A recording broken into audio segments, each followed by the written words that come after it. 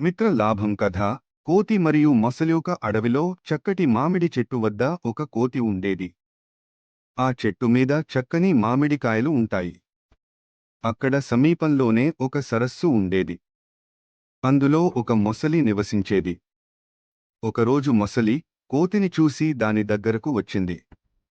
ఆ ఇద్దరూ మంచి స్నేహితులయ్యారు. కోతి ప్రతిరోజు మొసలికి మామిడికాయలు ఇస్తుంది. మొసలికి ఆ మామిడికాయలు చాలా నచ్చాయి. మొసలికి ఒక భార్య ఉంది. ఒకరోజు మొసలి భార్య, "నీ స్నేహితుడు కోతి ఈ మామిడికాయలు తింటుంది. అది బాగా మధురంగా ఉంటుంది. కాబట్టి కోతి గుండె చాలా రుచిగా ఉండాలి. నువ్వు దానిని తీసుకురా" అని చెప్పింది.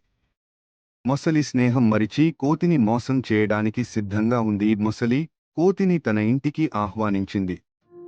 కోతి సరస్సు దాటి మొసలి పైకెక్కింది. సరస్సు మధ్యలో మొసలి కోతికి నిజం చెప్పింది. కోతి తన చిత్తశుద్ధిని ఉపయోగించి, "నా గుండె చెట్టుపై ఉంది. దాన్ని తెచ్చుకుంటే నీకు ఇస్తాను" అని చెప్పింది. మొసలి కోతిని తిరిగి చెట్టు దగ్గరికి తీసుకెళ్ళింది.